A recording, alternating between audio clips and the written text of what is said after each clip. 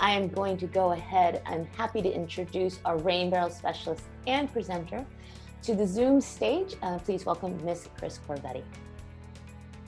Thanks, Susie.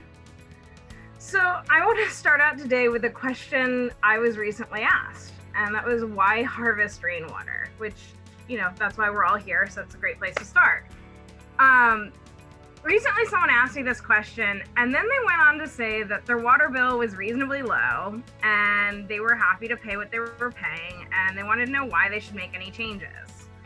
So hopefully we're all here because we're interested in this, and we're past just the water bill, but I want to take a look at that. And to answer that, I want everyone to just think about the water you use. Think about drinking the water, cooking, taking showers, cleaning, flushing toilets, watering your house plants, washing your pets, doing your laundry, and keeping your landscape beautiful. These are just a few of the ways we use water every single day. Now think about where your water comes from. 85% of the potable water for the Bay Area actually travels about 8 days to reach us, all the way from Yosemite. The fact that we need to bring water 160 miles to the Bay Area really highlights the shortage of water right here. Susie already highlighted some of the issues that polluted runoff bring to our local creeks and waterways. And harvesting rainwater is a great way to address that. It's also a great way to use a little bit less of that Sierra water. And that way we can let the rain and snow melt from the Sierras water the Sierra landscape and use our rainwater to help our plants and keep them happy, and to also help replenish our local groundwater. Because we have issues that the Sierras don't have. We have much higher population, much higher water use. We also have saltwater intrusion into our aquifers. So those are all issues that are very local to us, and we can actually help prevent with rainwater harvesting. So one of the questions that leads to is, well, I live in the Bay Area. We really don't get much water. Is there actually enough rain for me to put in a rain barrel? And the answer is absolutely. So 1,000 square foot roof can capture over 600 gallons of rainwater from 1 inch of rain. So here's a really nifty equation. So if you guys have pencils and papers, you can jot it down. But if you don't, I've already done the math for you. And here's our equation again. And here's the equation for 1,000 square foot roof. For an average rain event in San Mateo is about half an inch. So in half an inch, if you have 1,000 square foot roof area, you're looking at about 310 gallons. When you have 1,000 square foot roof, in about an average year, San Mateo gets about 24 inches of rain. Now that really doesn't seem like much, but when you think of that in terms of a whole, at 1,000 square foot roof, that's over 14,000 gallons of water that is coming into your system, and right now probably getting flushed straight down our storm drains, carrying all those pollutants. And the great thing about that is we have so much water we don't even realize, because we do have very seasonal rains. So these equations just highlight how much water we have to work with. The next question everyone always asks me is, they say, oh great, I'm glad we have enough water, but I have this type of roof and I'm not sure I can harvest rainwater off of it. So that's the next question I'm going to answer before we even start talking about rain barrels. You can harvest rainwater off of any roof. Any roof, you can harvest that rainwater. The only thing you want to think about is if you are planting root vegetables. These are your carrots, your potatoes, any root vegetable that you eat the root, the part that's in the ground is what you eat. So we're not talking about tomatoes or lemons or things that grow up on the plant. We're only talking about the root vegetables. You want to be careful with wood or cedar shakes as well as asphalt shingles, because both new and old ones have different issues. With the new ones, sometimes the adhesives take 3 years before they won't leach. And with the older ones, some of them are treated with algicides or herbicides. So you can check with the manufacturer if you're getting a new one installed and make sure that they are safe. Some of them are totally safe for those root vegetables. Some of them you really want to consider just waiting those 3 years if it's a brand new roof. or making sure that these aren't regularly treated roofs, because you don't want to treat something with an herbicide and then use it to water your plants, because it will do the same thing that it does. It's made to kill the vegetation and the algae on the roofs. A lot of people want to know how much water is lost on the different roof types. With that, I can say tin is the most efficient. You lose less than 5% of the water on a tin roof. But we live in California. I don't think I've ever seen a tin roof in my neighborhood, and you guys probably haven't either. Ceramic, clay, shingle shakes, you're losing less than 10%. And we already saw these numbers. You have way more water than you're going to be able to capture in your system. So that 10% is not taking away enough of the water for it not to be worth it to do a system. Your system will fill every time it rains, and you will be able to successfully use that water. So what do I mean about your system and that water? Well, why don't we talk a little bit more about rain barrels, unless we have some questions specific to roofs. We do, actually. If the roof type leaches, could you use that water to water your compost pile, or would you want to avoid that just like the root vegetables? That is an excellent question. It depends on how you're using your compost. If you're using your compost to then grow those root vegetables, probably same thing. You really don't want that in contact with your root vegetables. If you're using that compost in the base of a rain garden that you're going to be using to filter pollutants out of the system already, or in landscaping that you're not going to be eating, then that compost it's the same thing. It's totally fine to use. So it absolutely depends on, again, the use for that water.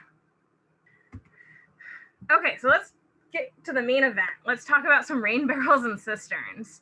So you guys all know rain barrels capture runoff from your roof. You store it for later use, and it's able to eliminate or decrease your need for irrigating with municipal water. So we don't need to use that hetchy water. It reduces flooding and sewer overflows and soil erosion. It can minimize the moisture around your building foundation. We already talked about how it'll improve the water quality in our creeks and make it healthier for our fish, especially our salmonids, which are having trouble in the Bay Area right now.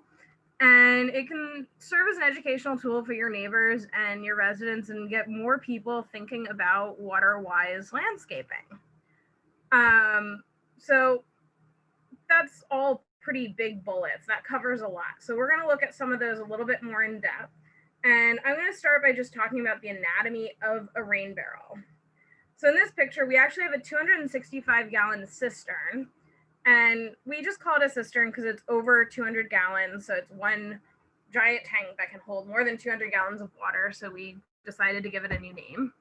And with this, it's hooked up exactly the same way as most rain barrels. You have the main components are your inflow, your storage unit, which is that rain barrel, and your output and your overflow.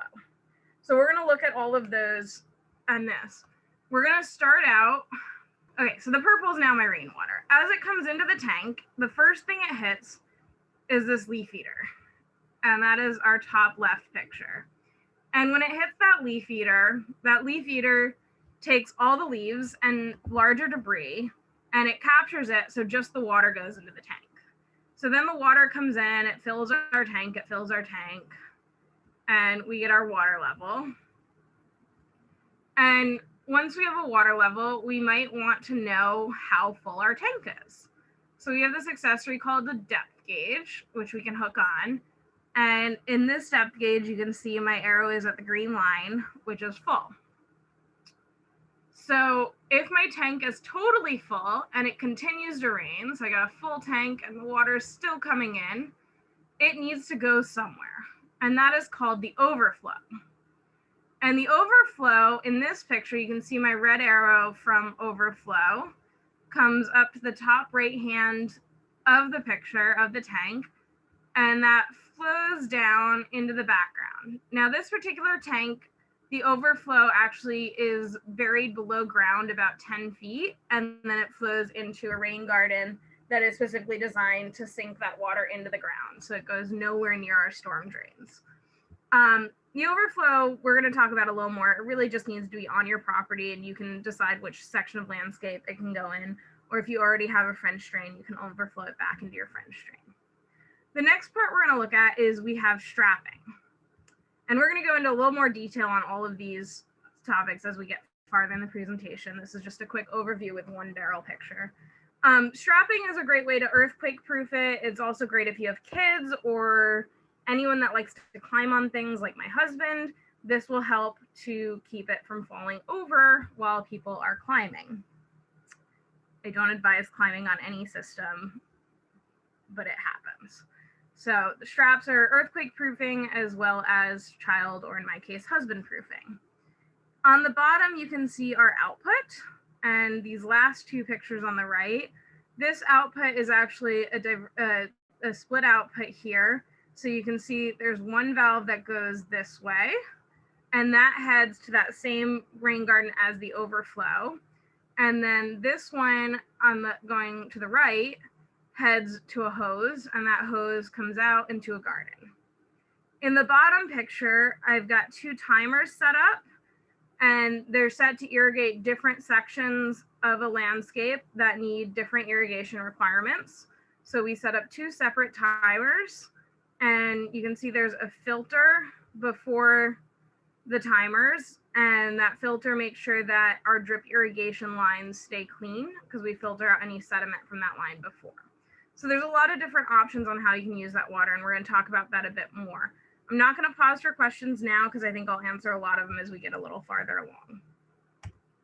So looking a little more in depth at both the inflow and overflow, your inflow can either divert the entire system.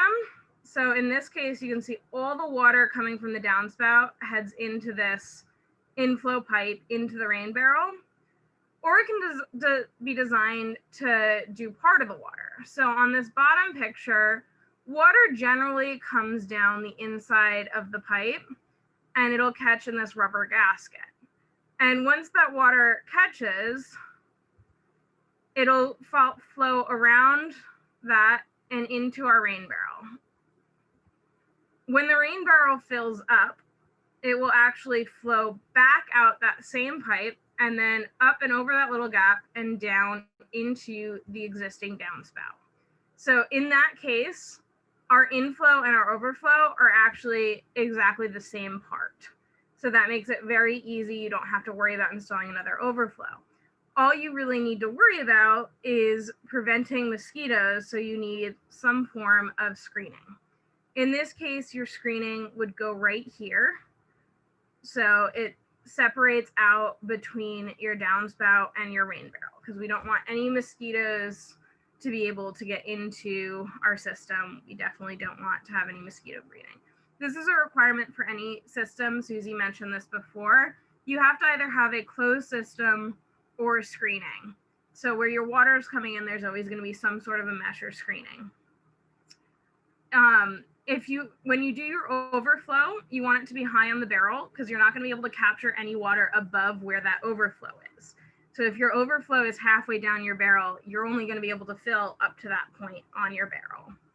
And you want to make sure it's draining on your property. You can't drain it onto your neighbor's property. You can't create, a nice landscaped waterfall onto their property. They're not going to appreciate it. And it's also not legal. So we want to make sure all that water is going on our own property. Susie, are there any inflow or overflow specific questions? There is, I guess, one.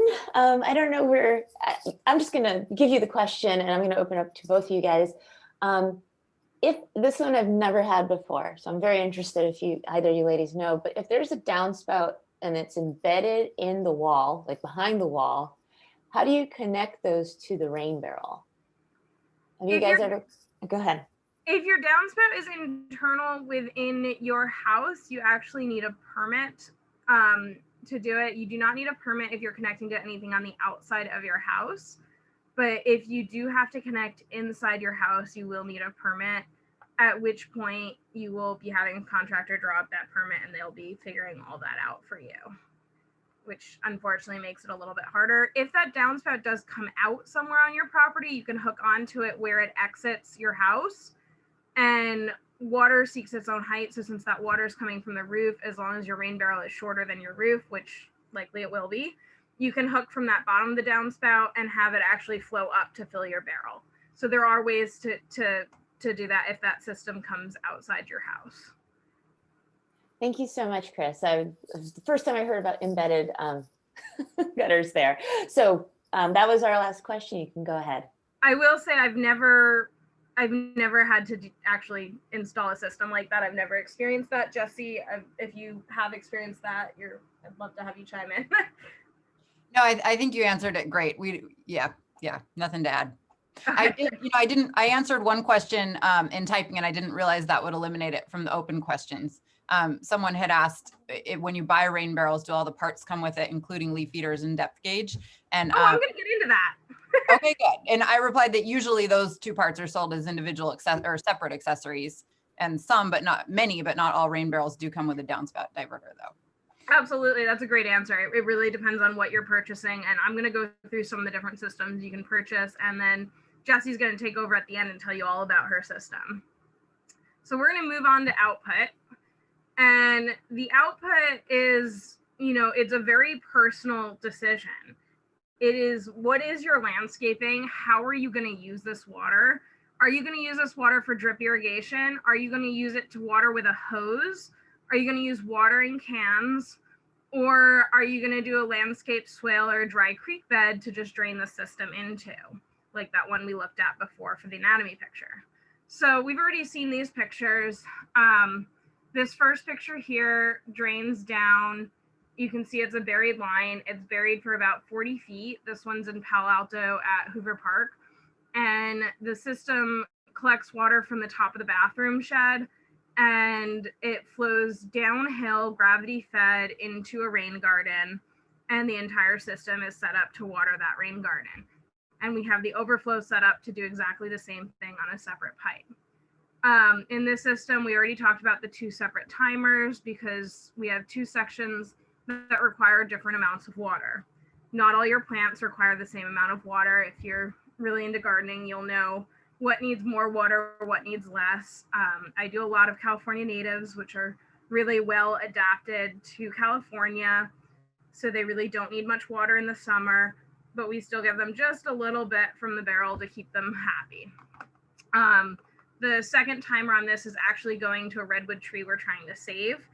And so we have it set up to just gush water around the redwood every 3 days to just give it a little bit more.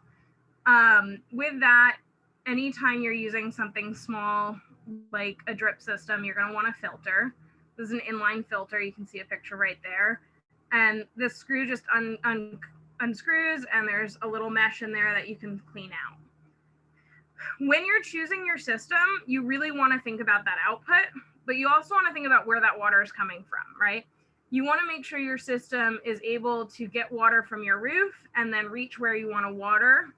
You want to think about how many downspouts you want to connect. Do you want to connect multiple downspouts to a system? Do you want a separate barrel at each downspout? How much space do you have?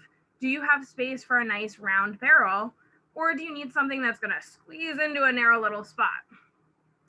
You want to think about, we already talked about where you're going to use your water, how you're going to use the water, and where you can overflow to. And you also want it to be pretty, something that you like.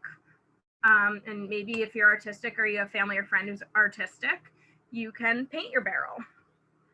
So you can actually have a lot of options. And I'm going to move into some of the accessories. So some of the different accessories we're looking at is we've got this leaf eater, which we were asked about before. They cost anywhere from like $30 to $60. There's different styles. These are two pictured here. I generally use the one on the right. I really like it. It's a pretty basic system, and that top screen, you can see there's a little trigger here. It pops off. So to clean it, all you do is pop that off, knock it against your fence or anything hard, even the ground, and put it back on, and it's clean. Everything just fluffs off of it. This one's a little bit more built in, but you can also see the screen pops off, and it has these blades coming down to kind of force the leaves to the front so that they're more likely to fall off. If you put one of these directly connected to your barrel, this can act as your required screening. A lot of times, if you have a larger barrel or a cistern, you'll have another layer of screening as well. If you're doing a smaller system, this might be your screening, but you need to make sure that that's connecting directly into the barrel and you don't have any openings below it to let anything come back up. First flush diverter is another really common accessory.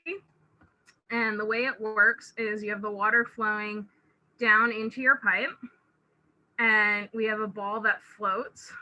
So when that water fills, that ball will float up and close on a gasket here.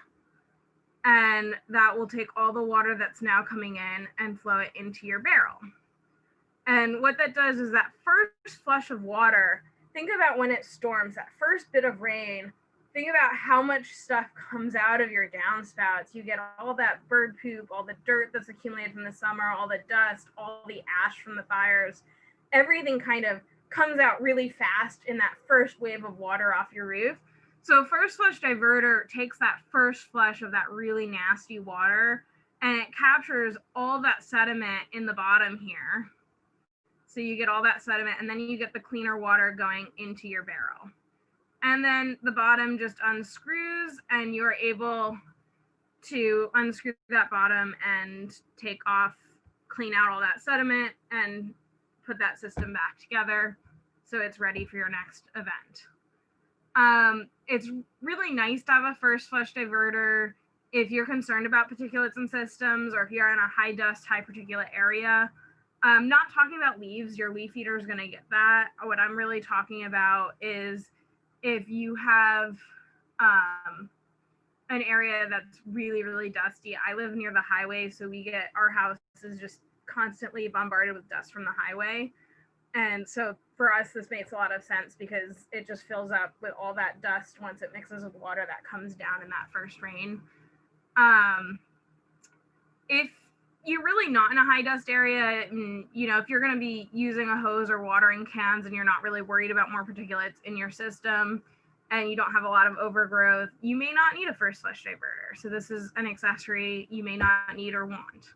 And you can always, decide to add one later or remove it if you decide you don't need it. So it doesn't necessarily have to be a decision you make when you first install.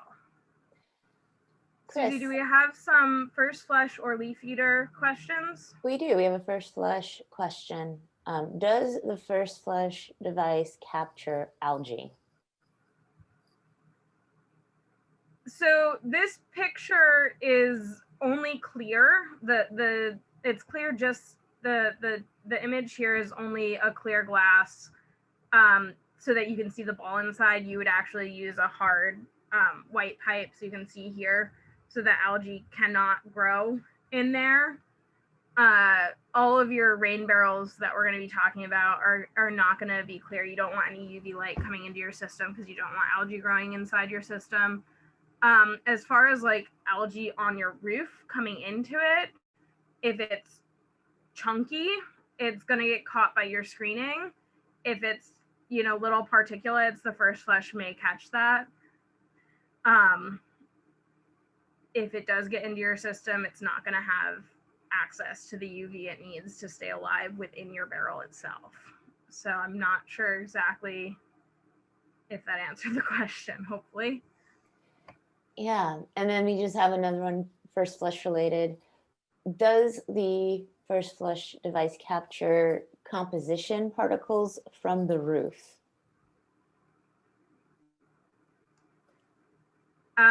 It's going to capture any particulates that come down in that first amount of rain, anything that's heavier than water. So if it's lighter than water, it's going to float up with that ball. Anything that's heavier than water is going to get captured in that first rush of water until that ball hits the gasket. Once that ball hits the gasket, everything's going to go into your barrel. But anything bigger than a mosquito is going to get caught, or mosquito size or bigger is going to get caught by that mesh. So anything like gravel from a gravel sorry, I can see a cat walking across his face. Anything that like gravel or from your roof is going to get caught by that mesh. It's not going to make it into the first flush diverter. Great, and kind of a great transition, while not directly first flush related. Someone did ask about the screening. How and where does the screening go to prevent, mosquitoes and whatnot? Yeah, absolutely. Let me show that as we look at each barrel system. I'll show it for each barrel, and I'll be sure to point that out. That's a great question. Sounds great. I'm going to continue with our accessories, and then we'll take a look at that at the end. So the other accessory I talked about earlier is a depth gauge. So, the easiest way to tell how much water is in your tank is to knock your hand on the side and work your hand up the tank until it starts to sound hollow. You'll get a very solid thunk, thunk, and then you'll hear a hollow noise. And that's how much water you have in your tank. Otherwise, there are gauges. This one on the bottom left actually is a gauge that goes in your tank, and then a little digital readout that you can set in your house, and it will tell you what percentage you have of your tank. All of these types of depth gauges are percentage wise. They show you set them up for your tank size. So you will set the empty point and then set the full point. So you can see empty is not at the bottom of this gauge. It's actually right here. And then this tank is filled that full, which in this case is actually about 76%. So that's one way you can do it. With this one, the empty is actually still at the bottom, and they just moved where their full gauge was. And because it's not actually installed on a system, the marker right now is above full. On your own system, you'll calibrate it, and that won't be possible. So this you calibrate yourself is very easy to do. It's very easy to see how much you have, and then you always know how much water you have. Again, it's an extra accessory. You don't necessarily need it. This is just, do you want the necklace that goes with the hat or whatever? The optional accessory that is last on my list is a pump. So sometimes, you want to be able to water a little bit more, a little bit farther away from your barrels, and you want to use a hose and be very hands-on, and you don't want to use a drip system. So you might want to use this. And this could actually be hooked up to a drip system to give it a little bit more pressure. A basic on-demand pump can go from anywhere from like $80 to $150. They'll connect directly to the barrel or to a hose attached to your barrel, and then to another hose or irrigation system. When it's plugged in, if it senses that water is moving through it, it will turn on and add pressure to the system.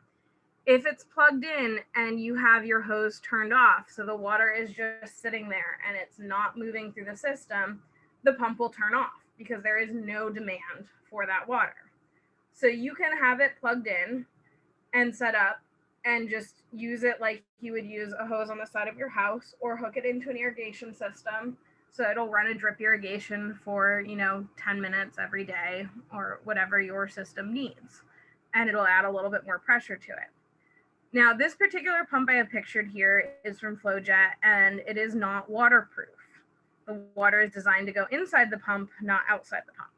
So you would have to install it into a casing to be able to leave it outside, or just bring it out with you when you want to use it. And again, you can set it up so it's very easy to connect to a hose. So that leads us into how you want to use your water. And these are all the questions you need to answer before you decide which accessories you want. You really want to use your water regularly. You want to empty your barrels between storms. So even though it's supposed to rain again on Wednesday, and today is Saturday, I want to use that water. I don't want to starve my garden between Saturday and Wednesday until the next rain. I want to use that water and get it into the ground so that that ground is soaking up and it's replenishing our aquifer. And that way I can capture water from the next storm and my system isn't full coming into the next rain. You decide if you want to connect a pump or let gravity do the work. If you want to fill a bird bath or landscape pond that's going to drain, you don't want to use this water so it stays standing. You want to make sure you're draining and replenishing water, again, for the same reason we don't want mosquitoes. Rainwater is great for washing tools. It's great for landscaping, all the different ways you can landscape with it. And you can even connect rainwater into toilets for flushing, but you do need a permit to do that. Anything you're going to try to do with rainwater into your house, you're going to need a permit. So just like we talked about, if those downspouts are inside your walls, you need a permit. The only way to do rainwater without a permit is if it's entirely outside. You can take a watering can from your thing and come in and water your inside plants. You don't need a permit to water your inside plants with rainwater, but you can't hook into any water systems in your house without a permit. If you decide you want to go really big and you want to go over 5,000 gallons, you will need a permit. So everything I'm saying is if we're staying under 5,000 gallons. Everything I'm saying is also using a drip irrigation, not a spray irrigation. If you do want to irrigate with sprinklers or a hose, you need to keep your system under 360 gallons. Once you get over that, you do need a permit if you're going to be spraying the water for the larger systems. If you guys are starting out with your first ever barrel, you're going to want to probably keep it, well under 5,000 gallons anyway. So the next question I always get is about maintaining your barrels, and I'll open it up to questions again after this. So maintaining your barrels is super simple. Clean your gutters, empty the screens. If you have a first flush diverter, clean it, check it. At least once a year, walk around your system. Make sure none of your valves are leaking and everything looks good. Use your water. Use it as much as you can. And every 5 years, run a hose into your barrels and just clean them out, because they are going to get a little sediment in the bottom. And you just, if you have an irrigation system set up, just unplug that, put a bucket under it, under the output of your barrel, and throw a hose in there, capture that water, push it into your irrigation, into your landscape without running it through a filter, so that you can actually get all of that gunk out. So I'm going to take a second for questions on using your water and maintaining your barrels. We do have a question. How long can you store rainwater in a rain barrel? It's water. You can store it as long as you'd like. I really do think you should use it every 5 years. That's my minimal timeline. Ideally, you should be using it more. There is no, to my knowledge, no requirement on a limited amount of time you can store it. It's gonna start to get a little funky smell, as anything does. If you have bottled water and you let it sit for 5 years, it kind of smells funky when you open it. It's gonna be the same thing. That water's still fine. It's still water. You can still use it, but there's really no reason you should be storing it for 5-10 years. You really should be using it. This is for landscaping. Again, this is, you're not treating this water. You're not drinking it. This is not potable water. This is landscape water. If you do want to use rainwater for something more complex that you will need a permit, you do need to treat it. This is just to go into your landscape. Thanks, Chris. We'll do one more question. This was when you were speaking about the pumps just earlier. How do you know if you need a pump or if gravity is enough? It depends on what you want to do. So if you decide, it's really your personal decision. Gravity, every foot will add a little over 2 pounds of pressure. So if you're going downhill with a drip irrigation, if you're going 20 feet, you really want you want your line to drop at least 1 to 2 inches. But if you don't have the ability to drop that far, you'd want more water in your system, because a gallon of water weighs a little over 8 pounds. So that also is adding pressure. So if you have a 50-gallon tank and you want that water to go 50 feet, you're not going to have a lot of pressure at the end. But if you have a 500-gallon tank and you want that water to go 50 feet, you'll still have a little bit more pressure. as that 50-gallon tank starts to empty, you'll have less pressure in your line. So it really depends. My general rule is if I'm gardening within a 20-foot area of my barrels and I only have 50 or 100-gallon barrels, you're going to be fine with drip irrigation. If you want to cover more plants or a larger area, you may want to pressurize your system, and you definitely want more water stored, because you got to think about how much water you're using for how long these barrels are going to last. The water in the barrels will last. So Susie, I'm going to move forward and talk about some of the different types of barrels, and if we have questions, feel free to jump in. So we're going to look at some basic rain barrel kits. The first one is actually really cool, in my opinion, because it was designed by a high school student in San Mateo County who decided there were not any great options if you had a very tight space. So she designed this raindrop box, which has this cute little, raindrop in the middle. I can't draw a raindrop. And this raindrop box, you can see I've got my filter here. I actually also have a filter right here, because that is my inflow and this is my overflow. So both my inflow and overflow have a filter. And here is a little spigot that comes out. This particular one is installed in an outdoor classroom at a preschool. So it's right next to the preschool sink. So anytime the kids go to get water for watering plants, they can actually consciously think, do I want to get it from the sink or do I want to get it from the rain barrel? And the school decided to do this to really get that conscious water use thought into the system. So this system is only available locally within San Mateo County.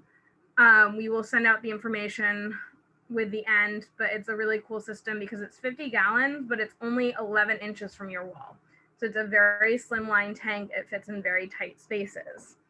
Comes with a full kit, which was one of the questions earlier.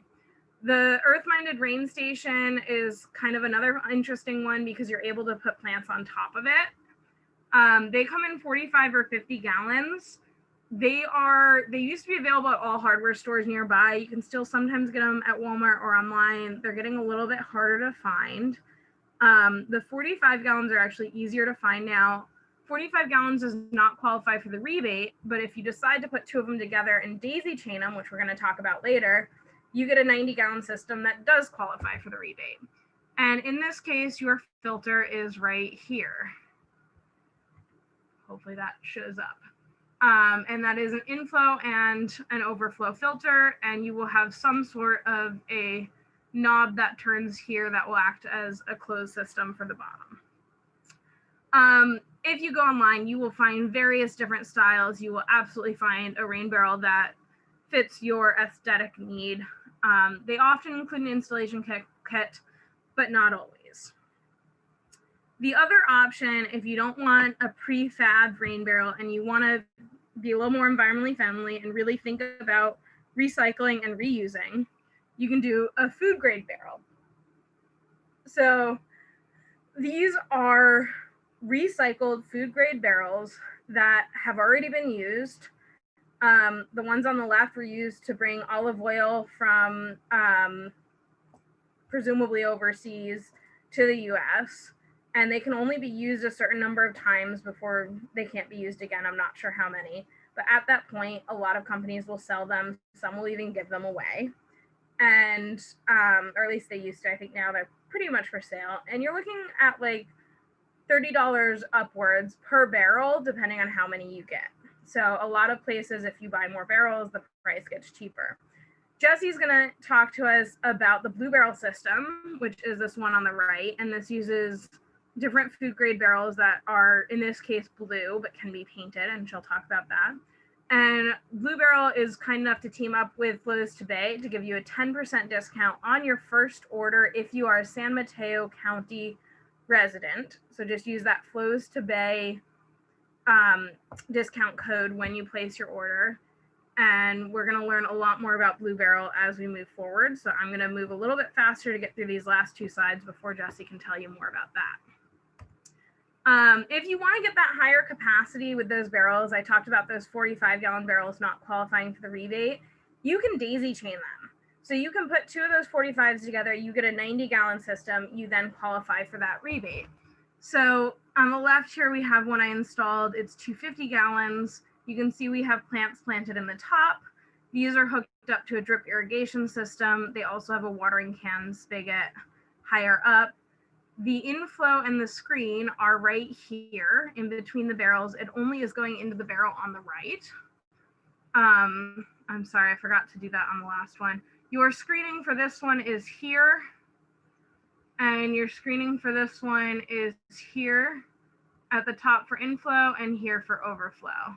And you can actually see in this picture, you can actually see the screen kind of around here sticking out because it's just a piece of window screening. For this barrel, you can see the window screening at the top, and it's not installed right now, but once it is installed, it will also have screening here. Sorry, I missed that. Okay. So if you daisy chain, it's just connecting the barrels so that your inflow comes into one or more barrels, but all the barrels fill simultaneously because water seeks its own levels. This allows you to do a much larger system than just one barrel. It also can allow you to easily add on another barrel later or get a little bit higher pressure because we have that weight of the water. And it also lets you bridge a gap from downspout to garden. So you might be able to line up barrels from your downspout all the way to your garden to get that distance without just running pipe. Once you get over 200 gallons on this daisy chaining system, you do qualify for that top tier rebate in San Mateo County. And that allows you to get a little bit more. It's, you know, $150 or $200 depending on which city you're located in, and you can line them up and get different systems. If, however, you want to go with just one single large system like a cistern, which we talked about earlier, they are a little bit more expensive going in, but there's different options. These are just 2 that I've installed in the area. So once you get over 200 gallons, we consider it a cistern and it qualifies for that upper tier rebate. You can capture more water. It's going to last longer in the dry season when you have that more water because you're still using the same amount of water, but you have more water stored. These systems give you a little bit higher pressure for a gravity-fed system, but they really do require a stronger base. You might even want to pour a concrete pad. You can see we poured a concrete pad for this 500-gallon one in that picture on the left. Think of the filled weight of the system. 1 gallon of water is about 8.3 pounds. So this system on the left, when it is filled, weighs about 2.5 tons because the barrel itself has weight too. So a little less than 2.5 tons, but over 2 tons. The one on the right is over 1 ton when filled. So that is a lot of weight. And if you just put that in dirt, it's gonna shift the dirt and it may not be stable. So you wanna think about compacting gravel in, or pouring a concrete pad or putting it on an existing concrete pad so that you're able to counter that weight. For certain cities, as you get larger, they may require a contractor to do the installation. If you are just doing drip irrigation, these systems do not require a permit. As I said before, you can get up to 5,000 gallons if you're doing a drip system. Your rebates are going to vary by city. We talked about that, and just, you know, check with your rebate before you install and check with your city requirements because they may want you to have a contractor install it for the larger systems, but they install exactly like a rain barrel.